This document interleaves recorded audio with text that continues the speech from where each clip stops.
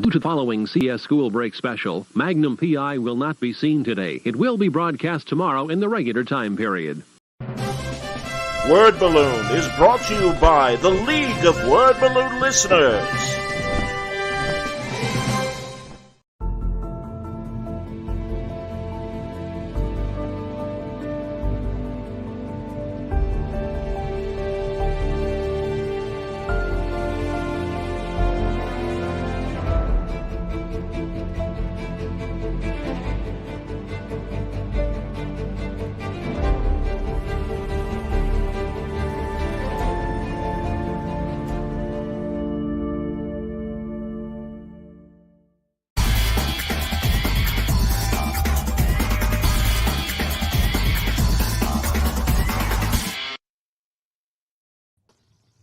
Welcome back, everybody. Time again for Word Balloon, the comic book conversation show.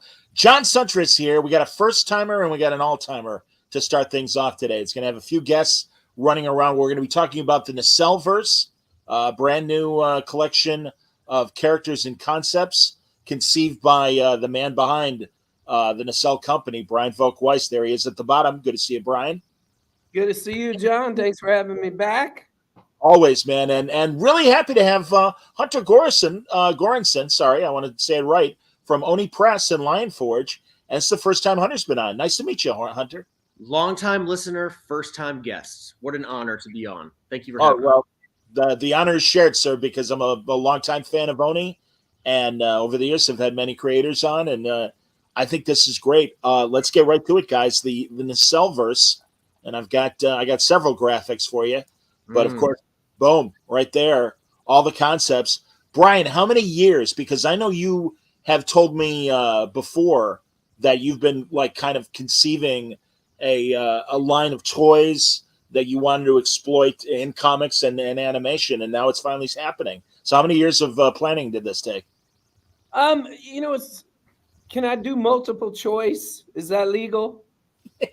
We'll allow it. Answer number one, I guess when I was 3 or 4 years old, and I started playing with Star Wars toys, you could argue that was the beginning. You could argue when Toys That Made Us premiered, that was the beginning, because that's when everything really sort of kind of started to gel. But if I were to choose my official answer, truly one of the most random things of my entire career, which is full of random things. This guy named Michael Goodman reached out to me through LinkedIn out of the blue and made a crazy proposal about kind of trading our name to do deals. I kind of didn't even really get it at first, but within a month of doing a deal, and I'm giving you the cliff notes of the cliff notes. It's actually a much crazier story, but within a month of doing a pretty ridiculous deal with him, which was kind of like a no deal. I called him up and I was like, I got good news and bad news. The bad news, this deal is not working for me. The good news, the reason why it's not working is I need you to be in staff meetings. I need to be able to call you whenever I want. And he started, it'll be 3 years ago next month. Wow. Okay. That was the beginning of everything. And Hunter, how did you and Oni get involved in this scheme? Again, the Cliff Notes version is Brian and I first got introduced. I was working at Boom Studios at the time as the head of business development. I was a huge fan of the Toys That Made Us and the movies that made us. Just really spectacular shows that like tapped into so much of not comics per se. There's definitely overlap with Toys That Made Us and comic book stuff, obviously, but like clearly Brian was somebody who loved toys the same way that people like us love comics, John. And there's like something special about that. And he had this crazy ambitious plan. And I think I said this before, just tons and tons of chutzpah. I respected the chutzpah. And so a year or so later, I found myself as the new incoming publisher of Oni Press. And I was trying to do some big, bold, crazy stuff that would grab people's attention. And naturally, I thought of my old pal Brian and the Nacelleverse and the cool, crazy, ambitious stuff he'd been putting together. And I thought our destinies might align in that regard. And a year later, here we are. uploading Nacelleverse 0 to the printer today and going to FOC on Monday. If I can just be Hunter's hype man for a second, because he always gives me credit for the chutzpah, which for anyone who doesn't speak Yiddish, another word would be cojones. Yes. Hunter, just so you understand, Hunter did a deal with us like for basically 18 months of publishing. So, I mean, it starts in March, but it's literally going through mid 2025. So he didn't, because we had other people, other comic book companies be like, well, what about RoboForce? And we'd be like, well, if you take everything, maybe. Hunter was the first to say yes. And I also want to make this clear. He did this deal before we had The Rock attached to RoboForce, before we had Ryan Reynolds attached to Biker Mice. He did this whole deal.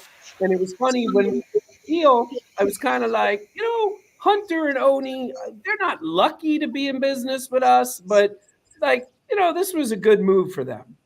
Now that I see what it takes to make a comic book, how many people are involved, how much work goes into it, Mr. Gorinson, PhD in chutzpah. Thank you, my friend. That's awesome, man. Bullshit. I mean, that really is. I mean, it's crazy what he agreed to do. I see it as a win-win for all you guys. Oh, here, John Delarose saying hello. Very cool. And Gary, you had me at Biker Mike. Yeah, these are interesting concepts. And Hunter for Oni, is this, I mean, I don't know, because again, you guys also merged with Lion Forge, but it also seems like this is not your typical Oni products. Would you say so? I mean, how do you see it? I mean, I came into Oni 18 months ago. I was trying to articulate kind of a different vision for what the future of Oni could look like. 27-year-old company. You know what I mean? Like, these things go through different phases. Oni was originally founded in 1997. From where I sit, Oni, I remember buying the original Oni books off the rack.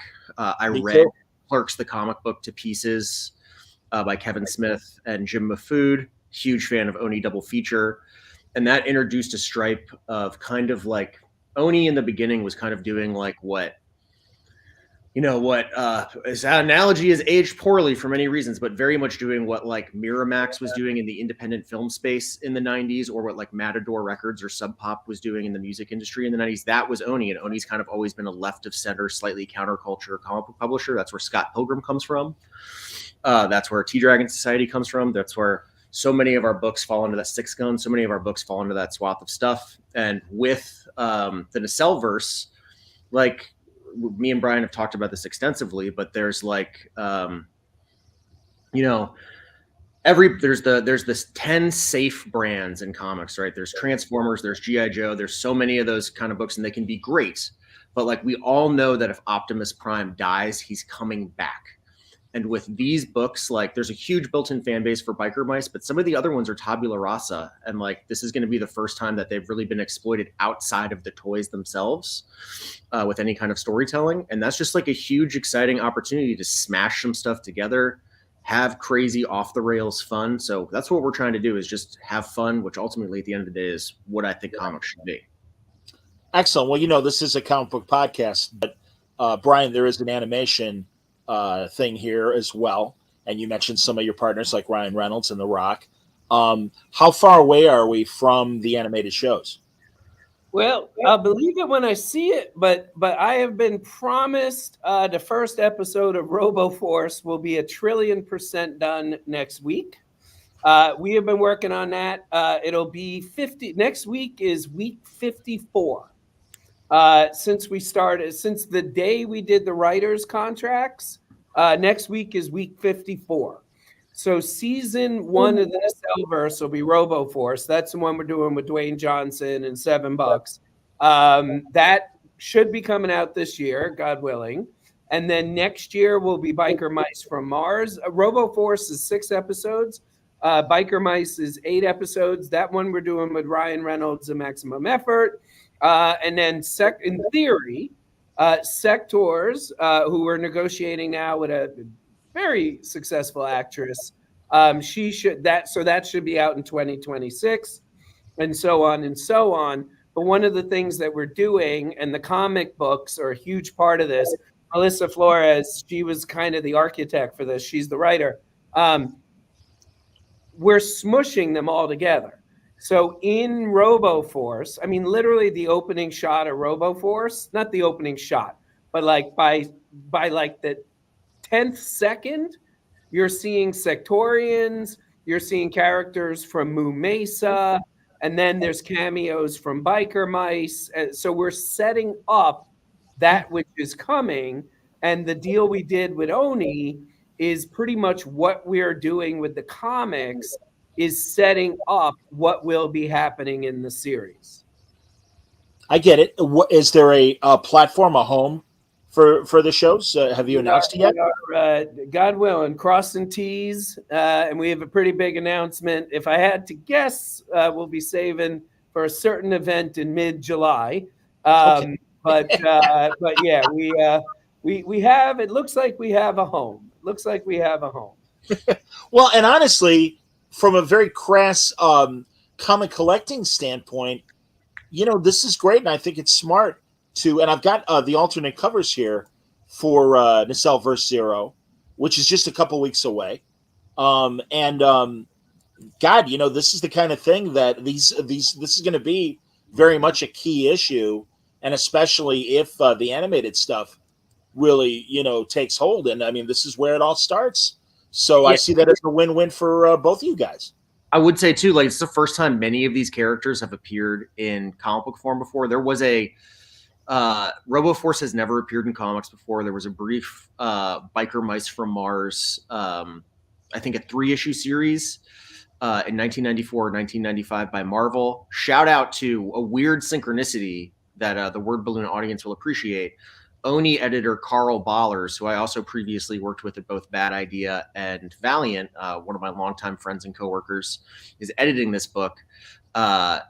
And back at Marvel, he colored Biker Mice number 3 in 1994. So he has the longest Biker Mice track record of anyone working on this book. It's incredible.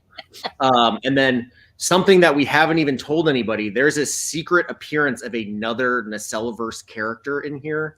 Not one of the properties listed on the cover, but there's a secret surprise cameo first appearance in this issue. So you got to read it. You got to buy it, pre-order it, pick it up in order to find out who that is. That's okay. Right. Final order cutoff is Monday. And is there a street date for the release? I believe it's March 20th. I got a lot of dates zipping around in my head right now because I'm on the ground. I got a big cheat sheet right in front of me, Hunter. Nice. I'm not at the DoubleTree, unfortunately. March 20th. I understand. I got to zoom in for a second on Brian's background. Look at all that stuff, man. That's outstanding. His entire majority of that is RoboForce. Oh, that's great, man. Yeah, that's excellent. Jeez. Well, and again, man, like we've talked about in our previous discussions, Brian, you're such an action figure guy, and I can only imagine how excited you are. You've always made such interesting things. The way you do documentaries, the way you do documentary series is very unconventional. It's funny how we've all seen the clones that are following in your wake and trying to capture that same kind of spirit you've put into your shows, like the Toiys and Movies That Made Us and A Toy Store Near You and all of that. But and of course, one of my favorites, the Center Seat, the Star Trek series. Now, by the way, for people that maybe didn't see it on the History Channel, now on Amazon Prime, which is fantastic. So yeah, oh God, I can't tell you. My friends are like, "Hey, that was that show you were talking about." I'm like, "Yes, it is. You better watch it, man." So you're very yeah. good. Thank you. But no, this is great, man. I mean, honestly, this is really going to be even more special for you in terms of bringing the Nacelleverse to fruition like this. I mean, none of it seems real. I say things to people, and I mean, I've never had this in my life, but I mean, I routinely say stuff to people now, and I feel like I'm lying. I'll be doing interviews. I'll be talking to people. Like I'll be in a meeting, and I'll be telling Hunter about something we're doing with another company to support all of this, and I feel like I'm lying to Hunter. And then I'll be telling that other company stuff we're doing with Hunter, and I feel like I'm lying to them because, it's funny. On the one hand, it's one of my favorite quotes in the history of film. It's this great line from the beginning of Apollo 13, where Tom Hanks and his wife are looking up at the moon, and Neil Armstrong had just landed. And Tom Hanks looks at his wife and he goes, it wasn't a miracle. We just decided to go. Mm-hmm. And that's kind of what we're doing. Like, we had no training, no nothing for any of this, made a trillion billion mistakes. We still are. But we just decided to go, and, it seems to be working. Yeah, we're having a ton of fun. And like, hopefully when all is said and done, like, we have more plans that we'll be talking about for 2025 for various pieces of the Nacelleverse soon, probably around that magical San Diego Comic-Con mark that Brian was alluding to earlier. But initially, like, this 13-issue stretch of the Nacelleverse that's going to begin with the 0 issue in March, and then we'll continue with like short 3-issue miniseries that serve as preludes essentially for each of the upcoming series that Brian and the team have been working on. They're going to function almost like a 13-issue maxi series. You know what I mean? Yeah. So it's like a great introduction to we didn't want to devote too much time to each one of them because really there's a ton of storytelling that Brian and his creators are working on building in the individual series, but it's a good like tour of the kind of scope and intention of what the Nacelleverse is. That's cool. And when you and I, when the three of us are done, Melissa's going to come on, Melissa Flores. Oh, great. Who obviously is, writing Nacelleverse 0 and subsequently writing which series, guys? She's writing all of them. Yeah. She's writing wow. issues. Oh, yeah. Yep. Wow. And ask her, John, you got to ask her about our first meeting because, it was like, I truly, and like people think I'm joking when I say this, it was 3 hours of, for all extent and purposes, my team and I, primarily me, and I mean that is an insult to myself, I'm not bragging, just fucking vomiting information to her. And she didn't say very much. So the meeting's over, and I'm like, yeah, I'm never going to see her again. And then like a week later, I just vomited information to her.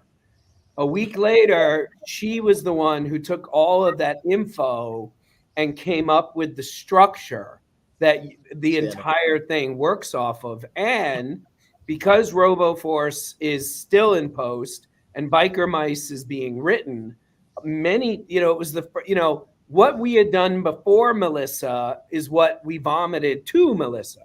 Sure. Based on what Melissa has done, that is now affecting the shows. So a big part, another thing that happened, Hunter had this great idea. Unfortunately, it's at Comics Pro with Hunter.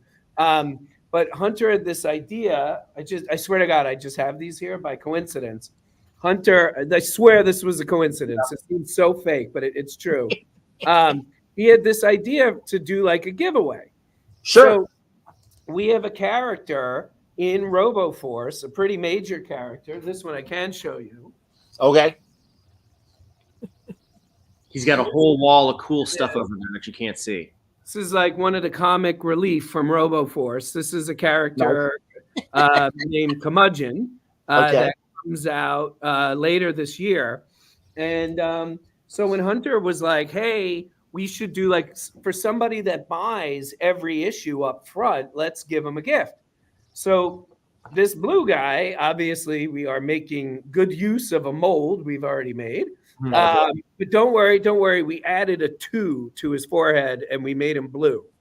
But just to give you an example of what I mean, he was a character you were going to introduce anyway. Like he's a I guess like an evil clone or bizarro of Curmudgeon, but he's also he's in. Let me know if I'm getting into spoiler territory. Bleep me out if I'm bleep me out in post when we're not live. He's live. I know, I'm joking. I like it. But he's a biker mice character. Oh, great!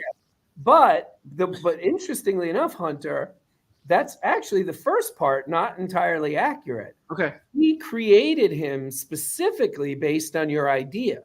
Oh. So he was then, this is my whole point with like the tail wagging the dog. Yeah. Sure. he's the same line of robot as Curmudgeon, who's in RoboForce, but he's now been written into the Biker Mice scripts. So it's like I said, each thing is now feeding the other in a non-linear way. That's awesome. Yeah. That's what I was hoping to hear, and I was prepared to ask you guys that question, and Melissa as well. But that is wonderful, and again, I think that's what makes these comics as valuable as ultimately when the animation starts rolling out and everything. And I think that's terrific. So, Hunter, was this part of your? Did you have a presentation at Comics Pro, and was the Nacelleverse a big part of it? Obviously, it's tomorrow. Excuse me. Still being actively worked on the very same laptop on which we are speaking right now. It's going to go great. My 15th one. Actually, I'm excited. I've had a lot of retailers come up to me and be like, it's really cool. Like, we're actually excited about these. Hey, great. You told me 5 years ago I'd be pumped for RoboForce, the comic. Like, in face. Like we're doing it. You know what I mean? Like, it's cool. It's different. It has some verve to it. Like, people are pumped. Melissa's a phenomenally talented writer. We have some actually terrific artists working on these books. So Diogenes Nueves, who did a lot of the X-Men line at Marvel recently, is doing RoboForce and contributing to the Zero issue. Francis Portela, who I've worked with for years and years, going all the way back to Valiant, is drawing Biker Mice, an Eisner Award nominated artist. So we're having fun. Me and Brian have been going back and forth on Nacelleverse Zero this week. It's a cool comic. Like, it's a banger. You know what I mean? I do, and I think this is great. Now I've got the schedule. I'm going to bring it up here. I want to get this right. So Nacelleverse, as you said, coming in late March. RoboForce coming in April. Biker Mice from Mars coming in July. Yep. Sectaris. Oh, correction? No, that's right. You're correct. Okay. Sectaris coming soon, and then Power Lords coming soon. Sectaris will be the fall. In theory, if all goes according to plan, which I have every expectation that it will, I believe Sectaris is October, and then October, November, December, and then Power Lords is January. So we'll be all wrapped up with phase 1 of the Nacelleverse by exactly 1 year from today. That's exactly 1 year of storytelling, pretty much. Wow. And Melissa doing all the writing. That's amazing. Yep. That's cool. I'm looking forward to talking to her about some more nitty gritty and stuff. Here's some comments from the Peanut Gallery. John says he'd be happy to review these. Very nice. And he also said was talking about this in my local shop yesterday. I think if you guys do it right, it'll sell well. Yeah, I agree. It's great to get a fresh new universe built with nostalgia. I agree with Jevons saying that. And Jason says the success of the Energon universe has me excited for the potential of these properties. Absolutely, man. And that's that. Would you say, guys, that's kind of the blueprint for how to roll this out? We didn't know about that. Like, I guess from working in comics, I knew that like Skybound was going to do some Transformers and stuff, but like I didn't know when we initially had these conversations, we didn't know what Skybound was going to do with G.I. Joe and Transformers. I think it's like a happy accident, and it speaks to like the zeitgeist right now, just being kind of buzzy around stuff like that.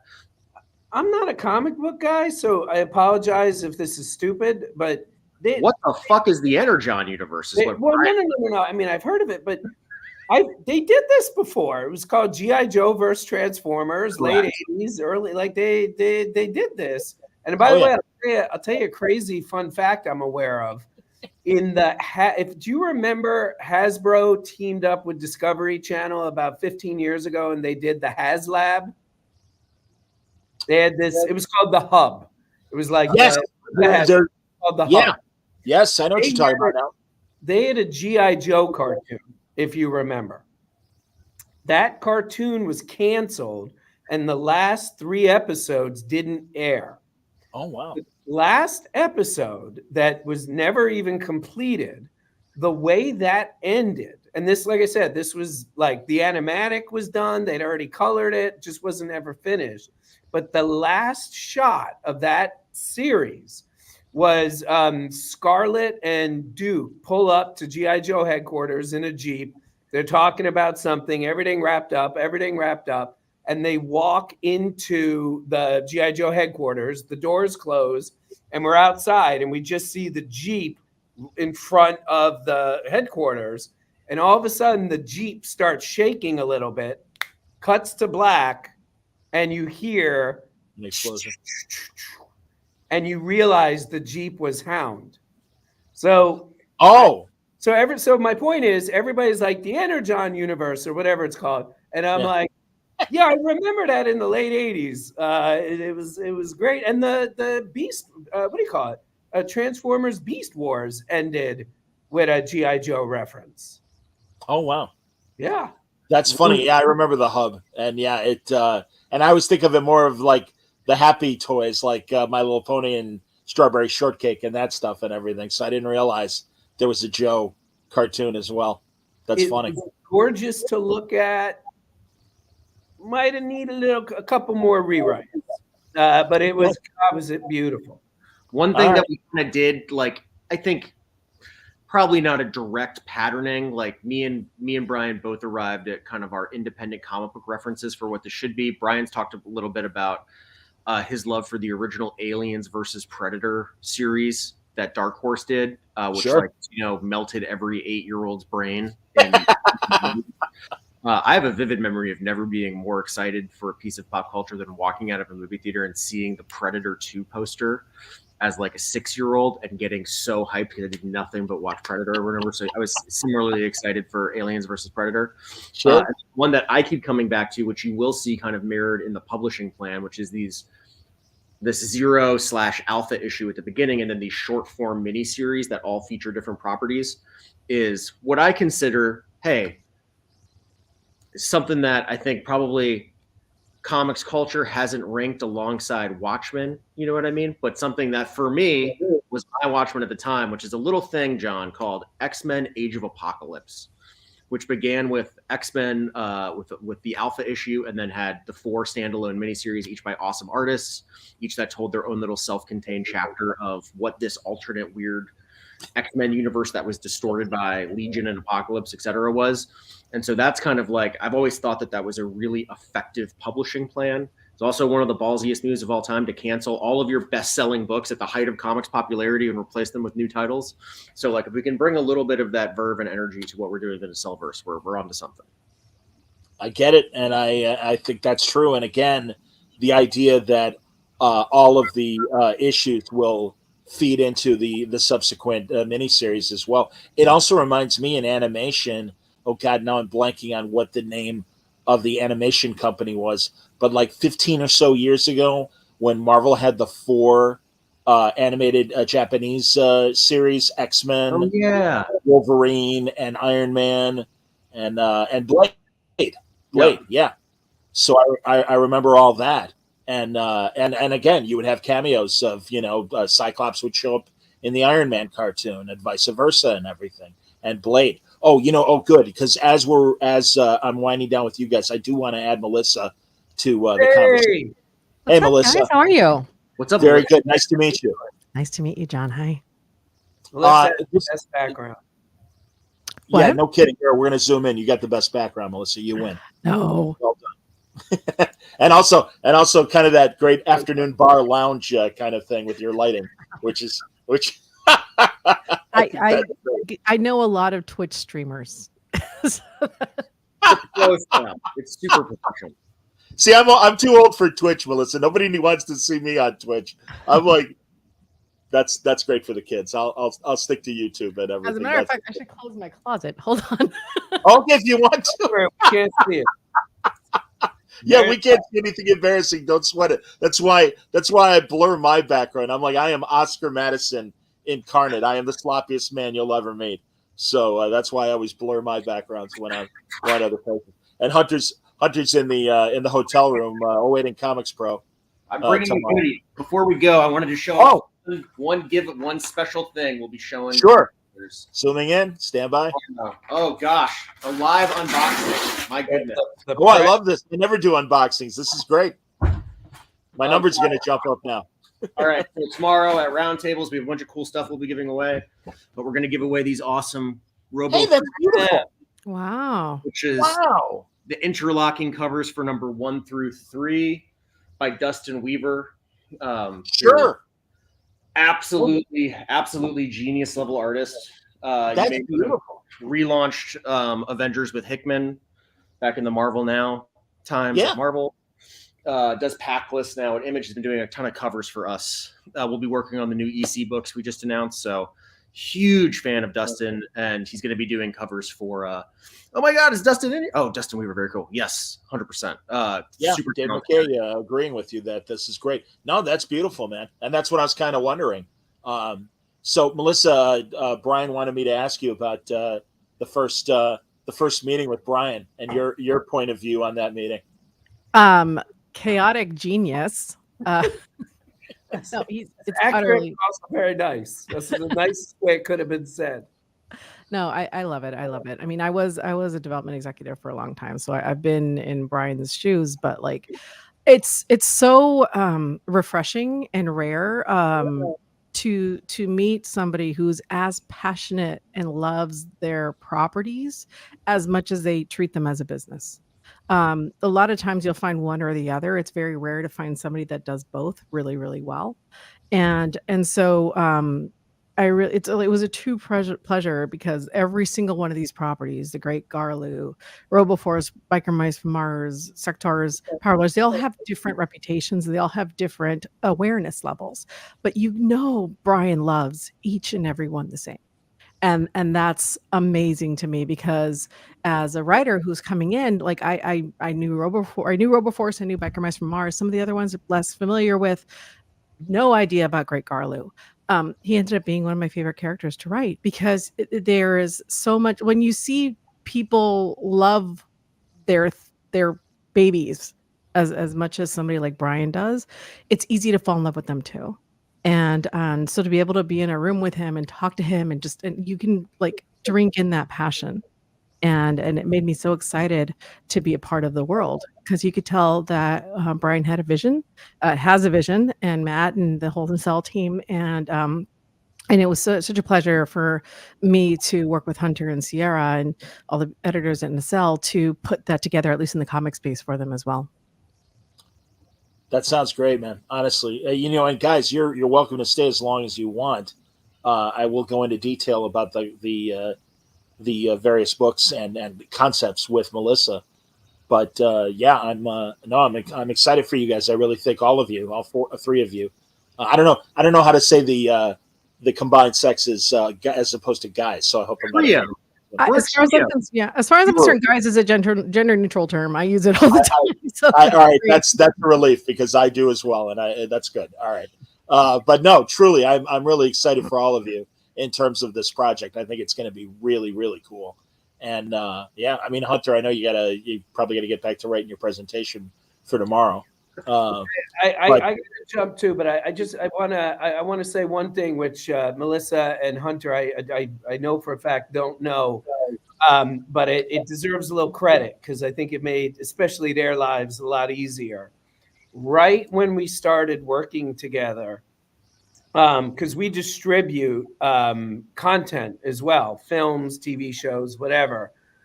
We got in this amazing Teenage Mutant Ninja Turtles documentary.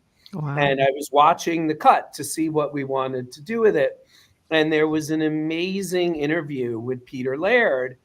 And Peter said, he basically said, he was like, listen, I created everything. I wrote it, yada, yada, yada. Obviously with Eastman. But his point was when the cartoons started getting made and when everything blew up, it was just too big for him and Kevin to do everything.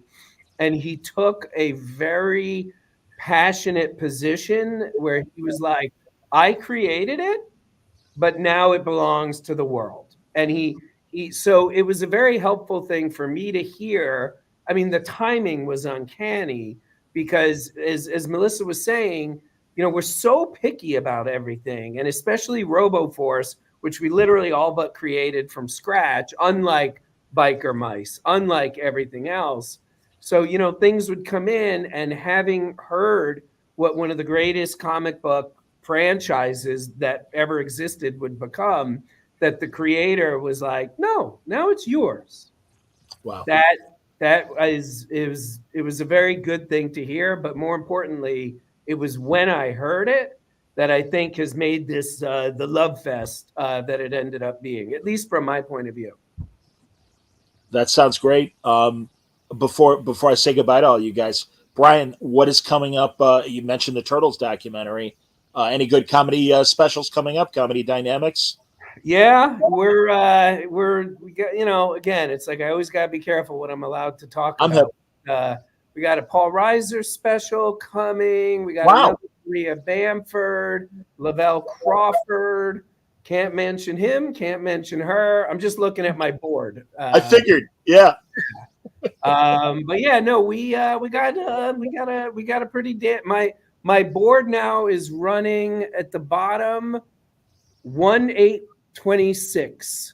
So Wow. a year ago, I don't know if it would have even been to July this year. So holy moly.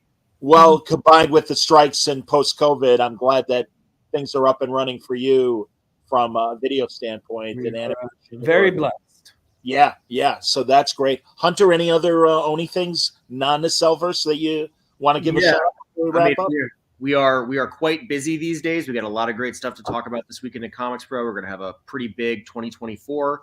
First and foremost is the 20th anniversary of Scott Pilgrim, Brian Lee O'Malley's classic series. So we'll be dropping an incredibly designed new pair of new box sets, one color and one black and white, later this summer, just in time for San Diego Comic-Con. We have a new book coming up this summer called Cult of the Lamb, which has only been teased. We haven't fully announced everything yet, but it's based on a very, very popular Devolver digital video game. I think this one's going to take people by surprise. I love that game. Most notably, earlier this week, we announced what is my pet project, probably my life's work, that we are bringing back EC Comics as a Congratulations! Yes. With a bunch of crazy creators. A bunch of people have been crazy enough to follow me into this fire. So Jason Aaron, Brian Azzarello, Cullen Bunn, Chris Cantwell, Chris Condon, etc. Like on down the list, just crazy list of people. Melissa, we should talk about EC Comics when you're not so busy. You know what I mean? Oh yeah. And then at the center of what we do is always like creator-owned comics too. So we have some super cool books coming out. We just released Cemetery Kids Don't Die by Zach Thompson and Daniel Irizarry. #1 hit shelves yesterday. It's gotten phenomenal reviews. If you have a Grant Morrison's Doom Patrol shaped hole in your heart, this is the book for you. A book called Night People coming out from Chris Condon, who writes That Texas Blood, and a rotating cast of artists beginning next month.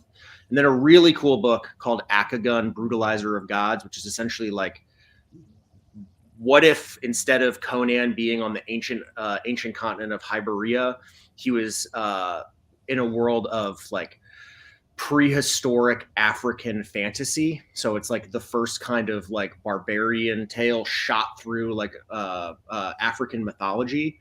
That's by two Nigerian creators who were actually discovered by Tom Brevoort at Marvel, who previously did a book called I Am Iron Man and a little bit of Moon Knight, Black, White, and Red. So it's a good time to be making comics. We're having fun. Attaboy. No, that's great, guys. And like I said, Melissa's going to hang out, and I'm going to get more detail on all these series that she's writing. But yeah, Brian, great to see you. Hunter, we got to do a one-on-one. Brian, got to do a new one-on-one, man. I mean, I'm so happy for everything that's coming up. Anytime, man. You've always been great to us, and we got some pretty crazy stuff the rest of the year.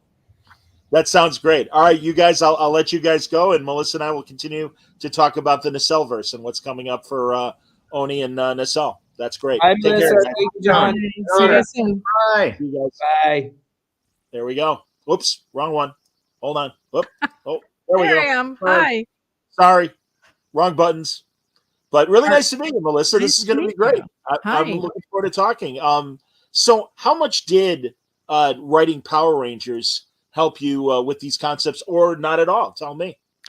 You know, it wasn't actually really the writing of Power Rangers. It was more the other side of it. When I was a development executive, I think that really prepared me for this. I think one of the really unique things about my career is that I was a development executive, I was a brand executive, I was a licensing executive, I was the Power Rangers lore master before I even started writing any of this. I was with Saban Brands and Hasbro for like about 10 years total, and by the end my title was director of storytelling. So anything that had a story, what had to do with Power Rangers, that like went through me and the people that I worked with. And so it so I had to work with comics, and I had to learn how to adjust expectations on the licensing side, as well as, you know, the creative side, because comics is kind of the Wild West, I think, of media, where, you know, anything goes. Like you're really only limited to a paper and pen in your budget. It's not even sometimes whether the book brings money, you know. So you have a stable of amazing artists and talented people that do this because they love comics. They don't do it because of, you know, they're looking to go and buy a house, you know. So but that comes with a level of creative freedom that, you know, you don't get when you're working on a television show. And I do everything. I write TV shows, I do video. I'm working on a video game right now. Like I do any awesome. type of medium. But working as an executive, where I had to be the one that like gave these crazy notes that sometimes even I didn't agree with, and notes that I knew that the writers weren't going to agree with, but had to be given, really helped me understand where the licensing part came from and why it was important and what it was. And so I think that's been really crucial as I start working on licensed work. Like I work with, I've done Power Rangers now. I've done some Marvel stuff. I do Spider-Gwen Smash now. Awesome. It's allowed me to be really collaborative with this kind of stuff, and something like the Nacelleverse, where Brian has such a specific point of view. You have to always remember, like, this is their sandbox. You just get to play in it. And so the level of freedom I'm given is incredible, but also, you know, you also have to remember there's a licensing side to it, right? This is just a very small slice in their synergist multimedia empire, right? And so Sure. So it becomes very collaborative. And I think I took a lot of those skills as a producer and kind of transferred them over to the writer on the writing side. And it's allowed me, I think, to work with Brian and with Hunter and with everybody and Matt in a really collaborative way. So it's been great. It's been fun. That's cool. Who's Matt? What Matt is, I'm going to say his last name super wrong, but he's Brian's producer. Hold on. Yeah. I'm going to say his name correctly. Kravinsky. Okay. Matt Kravinsky. Yeah. Okay. He's fantastic. He's the VP over at Nacelleverse, and he is the one that gets all the notes along with Brian, and he's fantastic. Yeah. That's great. And, you know, Brian really, I think, and I'm glad to hear this. I was wondering how much of a Bible Brian had initially, but he said you coming in. Yeah. And I appreciate the nodding. I'm going to say this for the audio audience. Melissa's shaking her head no. But yeah, that's what he said, was after that Mondo meeting where he just kind of, as he put it, vomited out so much detail to you, that you came back with ideas that they're incorporating into the animation, which is fantastic. Yeah, it's been great. It's truly the best kind of process, right? Where you can inspire each other, and my job truly is to make sure I'm setting the stage for whatever's to come for him. And so that's been really fun. But yeah, I mean, I came in and when I first started Power Rangers, I edited together the Power Rangers Bible. So I was like, hey, what kind of Bibles do you have? Like, well, you don't have any. I'm like, oh, okay. And so let me see, how many of these are there? All right. So that's been a challenge for sure. But truly, if you look hard enough, the internet has everything. So it's just a matter of finding. Like, I found all the Sectors animated series on YouTube. I found the comic books on eBay. You know, like Great Carlu, I found like a 50s commercial, and I'm like, that's not helpful. But you know, Biker Mice from Mars, you can see all, like, they're everywhere. So that was my research. And also, you know, Brian has everything up in here, and Matt does as well. So I do a lot of meetings with them. I do a lot of and pick their brains and say, what about this? How's this? Like, just a lot of temperature checking is where I go. It's more than the other stuff I do. Like, Marvel's kind of just like, okay, like they expect you to know what you're doing and expect you to know the lore, and you can check in with them, but there's so much that a lot of times you have to do the research yourself. So I came pretty prepped, I think. And Power Rangers, I just feel like I've learned it now through osmosis. Like, it's in my head. So that's great. Excellent. Jay has a good question here. How difficult is it plotting a shared universe with so many vastly different properties under one roof? That's a good question. It is difficult. I'm not going to lie. When I first started issue 0 for Nacelle, it was hard because I was like, okay, I have to introduce the Great Garlu, Roboforce, Biker Mice from Mars, Power Lords, Sectars, all in 40 pages, all in a compelling storyline, all like that's so many characters, and the way we found our way in was through because I knew the least about Garlu, Okay. and one of the things that Brian was saying, I mean, essentially he's a brand new character, and he brought up a thing that the Garlu was a transplant, and so we kind of worked to this idea of this is Garlu searching for a new home, and doing that, he's going to be able to visit all these different worlds and have a little bit of interaction with each one of these characters so you can kind of get a taste for what the conflicts are on that world. And each one of them, it's very much Goldilocks and the Three Mirrors. Like, no, this one's too hot. This one's too cold. This one's trying to kill me. Like there's different, and he has his own arc with the partner that he has on this flight with. He like hitches a ride with a cargo dealer. I don't know how much Brian's told you about the story, but okay. I was saving it for you, honestly. yeah. So yeah, he the story starts with him losing his home world and him searching for a new home. And so he hooks up with not physically, but he makes friends with a serious newcomer who owns he's a delivery guy who has a ship, and he's basically starts going to these different worlds and seeing if that one could be his new home. And as he does, he meets the different characters, and he has his own storyline and his own relationship going on, and his own growth as he just like struggles with the grief of his own home. But seeing them through his eyes is what allowed me to find a narrative that worked, that I could like introduce every world in like 8 pages. And you got to meet the characters and see a little bit of what was going on, but the story still was very much centered on Garlu, and which is great because then when we start Roboforce and we do like I'm writing Roboforce now and Biker Mice from Mars and all of those, you can focus then on those characters that you've kind of already gotten a taste for in issue 0 and see what their major conflicts are at that time. So that's been really fun.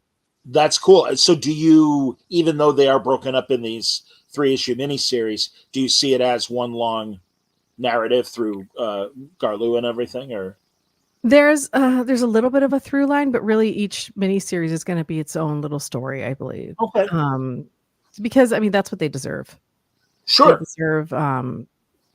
They deserve to like live on their own a little bit, and there's always through lines, and they're always going to be connected in some way. But reality is, we're reintroducing these properties to a brand new audience, and so what I don't want is to confuse them, to confuse the readers and have them being like, well, I have to know what's going on here to understand what's going on here. Like you want to read all of them, you want to be entitled and entranced. But really, it's up to Brian how he looks at that. But I write it in another universe called the Nacelleverse. So I write The Dead Lucky, and there's also the books called Radiant Black in there, Rogue Sun, No One, a bunch of independent creators, and we all have our own series. It's all the same universe, but we all, every single one of our characters lives in a different city. And so the concept of that one has always been like, if you love The Dead Lucky, you can read The Dead Lucky. You don't have to read Radiant Black to understand what's going on. I love Marvel. I love DC. One of the things I always, and I hope to be a part of one of these events someday, but sometimes those events are really hard to follow because you have to read like 10 issues over 10 different lines. And like, I don't know what's going on. And so I think with this one, I mean, I think every character deserves their own story. Overall, there's always going to be an overarch thing. It's the same universe, but each story should be about them, as opposed to, tying into a bigger narrative like Garlu. Like Garlu's story is Garlu's plight is resolved in issue 0. So the rest of it, they all have, you kind of see nuggets of their little problems. You're going to see those problems in those miniseries. I got you. I should have asked while Hunter was still on. If is Hunter the editor? Is there another editor? There's Chris Robinson was working with us or is working with us, and then also we have Carl. What's his? Again, I'm terrible with names, and I apologize. Carl Ballers is editing as well, and then Sierra Hahn oversees that group. So, gotcha. And who's editing you at with Spider-Gwen Smash? Ellie and M.R. Daniels. Sure. And Ellie and who? Ellie and M.R. Daniels. Oh, very good. Excellent. Yeah. So Ellie Pyle is. Yeah, I know Ellie Pyle. Certainly. Yeah, and actually, I appreciate you mentioning her last name. I knew you were talking about, but I would have had trouble coming up with the last name if you didn't say it. No, she's fantastic, like utterly fantastic. So is M.R. Daniels. They are a fantastic group. I'm so lucky to have worked with them. I did an Echo Infinity miniseries with them, and then I got to do Spider-Gwen Smash. And then I'm also doing an oversized one shot for Spider-Gwen that kind of like wraps up that little arc before she heads off to 616. So, wow, that's going to be an interesting complication for Peter. If I forget which universe. Stephanie Smash is writing that one, so it should be fun to see what goes on there. Who's going to write it? Stephanie Smash. Oh, sure. Oh, I love Steph Phillips. She's great. Yeah. No, she's a good friend. Absolutely. She's I don't know if she lives properly in Chicago yet or not, but spends a lot of time here in Chicago. So I see her. Fun. You're from Chicago. I was born in Chicago. So. Oh, that's awesome. Where in Chicago? I don't actually know. I moved to LA when I was 2. But and I think the hospital that I was born at, I tried when I was back for C2E2, I tried to go visit it, but it had changed the name. So. Yeah, they're all consolidating. No, you're right. So yeah, I believe me, I understand. I know my hospital I was born at. No, it's under a different name now. So I understand. I'll get there one day. I'll figure it out. No, that's cool. Might you write for the animated series once they're up and running? That is up to them. I would never say no. I write. I've written some other stuff that I can't really talk about yet. But okay. I mean, if I would never say no if Brian wanted me to, but I think I've got my plate full right now with the comics. There's a lot of them. No, I understand. Absolutely. So did you, when you were on the other side of, development and everything, were you working at Hub? Brian and I were talking about Hub before you came on. No. I was working for Saban Brands, strictly on Power Rangers. And then when they got bought out by Hasbro, I moved to Hasbro. Okay. And yeah, I thought Hub was part of Hasbro, but that's cool. And maybe that was post, because that was post Hub. Like Hub was a thing, and then they it became something else. I was strictly on Power Rangers my entire time. Like it was a very weird position that I usually a development executive at a place like that will have like five or six different properties. Like mine was just Power Rangers because it's a 30-year-old brand, and there's a lot going on. And instead of just working on television series, I was also, helping with any live tour stuff or video games or publishing, which is how I actually got to know all these incredible people, including Hunter. So it was a unique job. I don't think I'll ever have a job like that again. That's cool. Now you mentioned Radiant Black. Am I right? Kyle Higgins, wasn't he doing some stuff with Radiant Black? Yeah. So Kyle and I met on Power Rangers. He wrote Mighty Morphin Power Rangers. He actually started that series with Boom. That's how we met. We became really good friends. I hired him on to do some other stuff when we were at Power Rangers. And then that's great. When I left, he was one of the people I called because I was like, hey, by that time I was getting like I said, I had a really unique job, and the idea of going to another studio and just doing television again made me really sad. And so I called him and I was like, hey, I'm thinking about like trying to take a stab at being a writer. Like, what do you think? And by that time we'd known each other for like 6-7 years. And he's like, I think it'll be hard.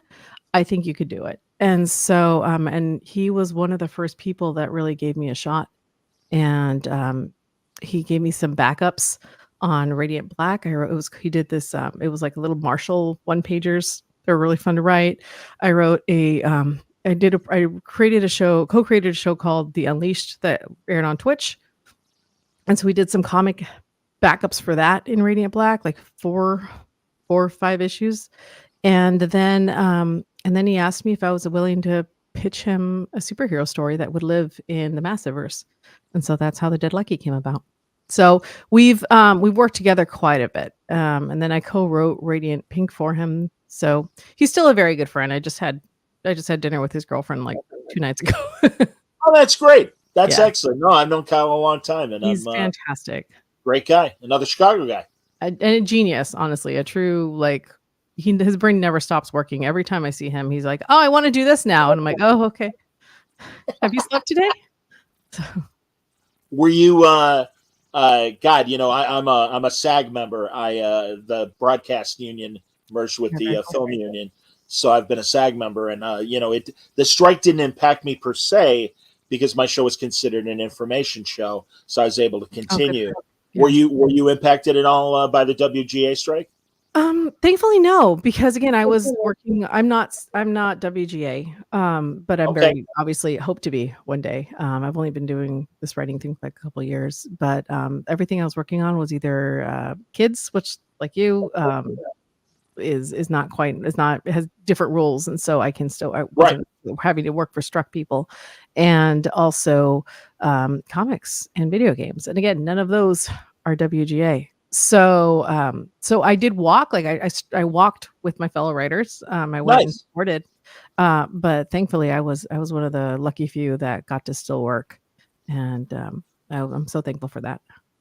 That's excellent. Another question from Jay. Your stab has been to the benefit of the fans. Oh, just a statement. I loved everything you've put out, so thanks for that. Thank you so much. I really appreciate that. I know comics are polarizing, so I never know.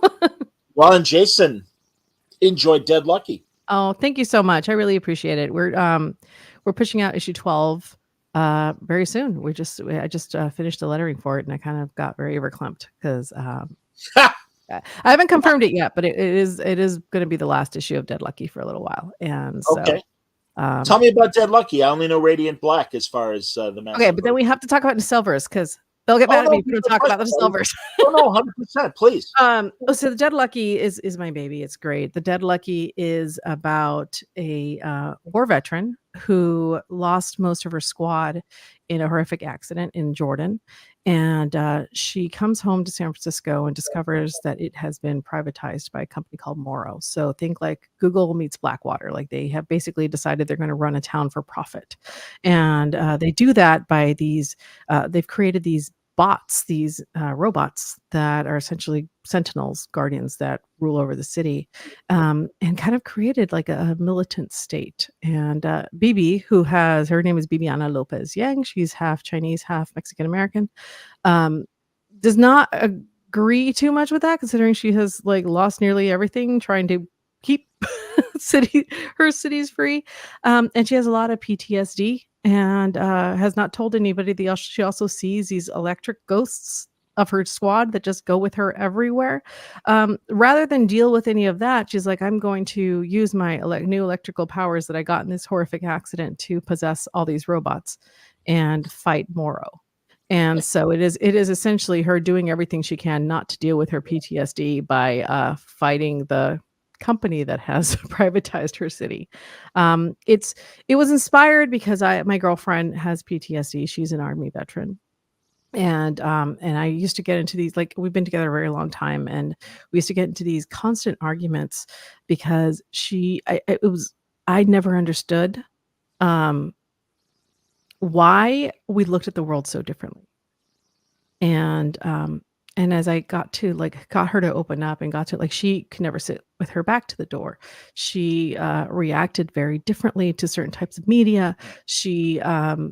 There's things that she does that like are weird to me. And that's a blessing for me because I've never had to see what she has. But every time we talk about it, or she talk about things that affect her, she's like, you wouldn't get it. You're a civilian. You don't understand.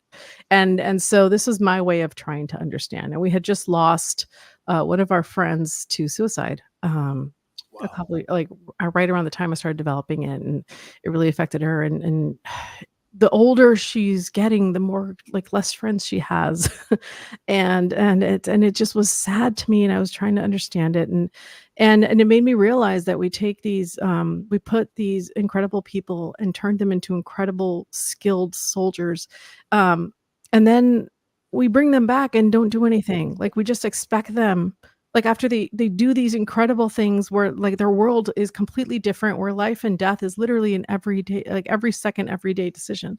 And then they come back and you're just expecting them to be like, to be what they were and to be okay. And nobody really talks about it. And it's not a bad thing, but it's something I think we should talk about, and we should give permission for people to talk about. And so that was what inspired that story. It was an exploration of somebody who wants to go home again, but she's not who she was, and home isn't who they are. And literally this whole arc has been, even from the beginning, like if by the end of the series BB has realized she needs to go to therapy, then that's a good ending. And it's actually been really great because I have had veterans reach out. I've had people who are not soldiers who have had sort of like extreme survivor's guilt for different reasons reach out.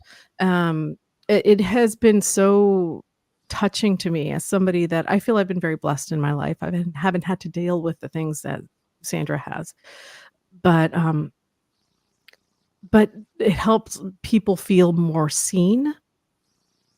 And that's all I wanted. And we always, at the back of the book, we have like a phone number to a hotline for the Veterans Suicide Prevention Hotline, because it like has struck a chord with that community.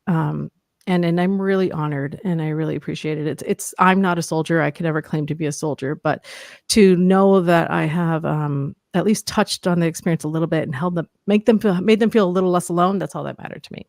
And I got to tell a fun story with robots, and it's very cyberpunky meets Blade Runner, and I, obviously very Toku inspired. So it was fun. And I'm still a very big part of the Nacelleverse. I enjoy that series. You guys should check it out. This is actually the last day, I think, for the Humble. There's a Humble bundle right now. Let me do a quick plug. You get all the trades so far in the Nacelleverse for like the cost of one trade. And oh, wow. Like it's insane. Like I've never seen anything like it. You get all the Radiant Blacks, all the Rogue Suns, No Ones, the Dead Luckies, the Radiant Red miniseries, the Radiant Pink miniseries, the Shift like you get all of it. And honestly, Ryan Parrott writes it. Infernal Girl Red, you get Ryan Parrott is in that one. I don't know if you know him, but he's fantastic. He's so good. And Kyle Higgins writes it. Matt Groom writes it, who wrote like the Ultraman. And Cherish Chen and Megan Camarena, all these incredible writers, all the incredible artists. Like really, if you like Power Rangers, this is like Power Rangers with adult problems. Like definitely. That's literally how Kyle described Radiant Black to me. Yeah. So I appreciate that. And you're right. And forgive the fiction reference, but as far as readjustment after military service, I always felt the Hurt Locker had that really great scene near the end of the movie when the vet really, you see him in a supermarket and he's kind of lost. Sandra talks about that all the time. Yeah, she talks about that one scene where she we sometimes we'll talk about where to go to eat and she's paralyzed. Like it's just like there's too many options. This is not something that she should be thinking about. And it's such an interesting thing how it's the little things that affect their world.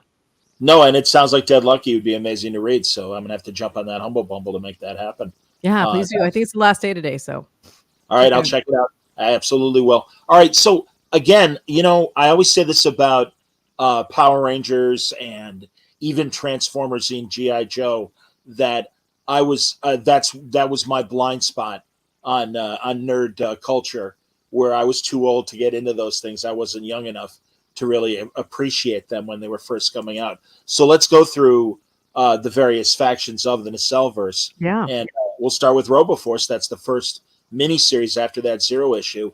Give me the 10-cent thing on them. RoboForce are it's about a group of sentient robots that were created by this very incredibly smart genius woman who built them to essentially save the world. She wanted to make her mark on the world, save the world. She had great success with an older line and has like revamped them and come out with a new line of robots. They were essentially primed to be heroes, and they were told they were going to be the heroes. They were a team that was going to save the world, and then it just didn't happen. And so when we meet them, we Max 89, who is our hero, was meant to be the leader of the RoboForce. He has been struggling with this because he was told he was going to be a hero, and he is essentially irrelevant. And so are all his team, all his men. So before we start the animated series, I don't want to tell you too much about that because that's obviously, we've got to save that for Brian. But in the in the little mini series, you see him struggling with trying to come to terms with losing his faith a little bit, and he discovers that something has happened that allows him to prove his heroism and prove that this is what he was meant to do. But in order to do that, he has to team up with one of the other bots who maybe doesn't see the world as shiny good as he does. And so it becomes a lesson in ethics for him, but also a lesson in it's not the world that owes you anything. It's what you put into the world. Right. So it's a lot of fun. That's the 3 issues. But really, like, they're robots, they're sentient robots, but they have feelings. They're just trying to do what they were programmed to do. So not being able to do that has been really frustrating. Excellent. Before we get to the next thing, I want to acknowledge another comment about Dead Lucky from Gary. The Dead Lucky is a really great series, a wonderful play on the aesthetics and themes of tokusatsu. Yeah. Well, it's on purpose. Obviously, I worked on Power Rangers for a really long time. I write Mighty Morphin Power Rangers now. So I really wanted to give homage to the toku genre since it was such a huge part of my life. I even have a Power Ranger tattoo. So, hey, girl. Yeah. That's great. Now, Biker Mice from Mars, I vaguely remember from the 80s. Kind of in the wake of the Turtles and things like that. But yeah, so give me their... It is a blast. It is an absolute blast. Like, if there's, like, they are definitely a product of the 80s. Essentially, the story of Biker Mice from Mars is that they are there's mice on Mars. They're just like people, but there's mice. And they had a whole civilization, and it was thriving and beautiful until these aliens called the Plutarchians came in. And essentially, everything was very environmentally themed at the time when the show was created. So this was more of like an environmental awareness show, which is what you should keep in mind. But the Plutarchians came in and essentially mined the resources off Mars and turned it into this crater. And the Biker Mice, these 3 guys, they were freedom fighters. They were trying to save their planet. And so they were unsuccessful. And they end up in the show, they end up on Earth. And the Plutarchians are here on Earth now. And they're going to be damned if the same thing happens to Earth as it did to Mars. And so surprisingly deep, as always, just like, Mighty More, the latest movie of Teenage Mutant Ninja Turtles really touched on this idea of, like, these are kids. They're just, at the end of the day, they're just kids who want to belong and they can't. And so the same thing with Biker Mice from Mars, where you see these veteran soldiers who deal with their trauma in humorous, funny ways. But at the end of the day, they have, like, lost their entire home and are just dealing with that. So that's going to be really fun to work on and to explore for sure. I have a feeling, and a lot of the stuff is still in development, so I can't talk too much about it. I can just tell you about the series, but we're going to see a lot of what's going on Mars. Cool. That's great. That's excellent. And these are the first 2 miniseries that are coming out this year, and then Sectaris and Power Lords are going to be later next year. Yeah. So that's great. Well, you'll have to come back and tell us more about that. So is your Spider-Gwen stuff done? Or yeah. Oh. I just finished it up in the last few weeks. So it's issue 3 just hit the stands, I think, last week. Issue great. 4 is coming, and then the oversized is coming after that. So it'll be great. That's excellent. That's fantastic. You're gonna have to come back, and you're gonna have to tell me more about what you're working on and stuff. Of course, always.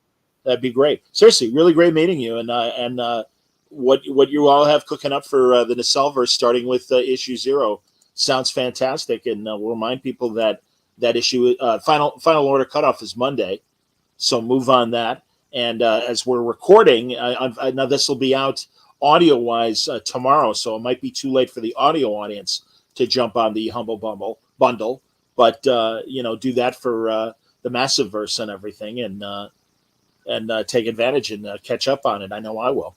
So that's great. Sure. But yeah, Melissa, no, really a pleasure meeting you, and I thank you for talking today and contributing with what you're doing. And it really does. It sounds like you guys all have a great master plan, and it's in good hands. And it sounds like you're all executing it well. It's great. There's nothing I think like it right now. I think every other cinematic universe is kind of trying to focus on superheroes stuff, and this I think is just focused on people, or aliens really, but like different stories of humanity. And yeah, everybody's got heroes and everybody's got villains. Power Lord's definitely about a hero, but the nuance is there, and you're meeting brand new worlds that are, none of them are exactly the same, and yet they've all like magically been able to fit into this one universe, and I think that's really cool. There's one that's anything like the other one. You're the one that's stitching it all together, and it sounds like you really got a great handle on it. So fingers crossed. You never know. No, I trust Brian. I don't know Hunter well, but I certainly know Brian, and he picks his creative partners well. So I have full faith in you, Melissa. I appreciate it. Thank you. Absolutely, man. No, and it's a real pleasure meeting you. Thanks for talking. And yeah, come back. Really, when you have something new, you're always welcome. It'd be great to get to know you better and hear more about your projects that you're working on. So please Thanks, come back. John. I appreciate it. I'll definitely be back. It's a pleasure. Thank you. Later tonight, I'm going to be back on Pornsack Pishat Show has a new series from Boom that he's going to want to talk about with Pets in Space. I can't remember the name of it right now, but we're going to be talking about that at 10 o'clock Eastern time. So I hope people will join us. Until then, everybody stay safe, stay happy, stay healthy.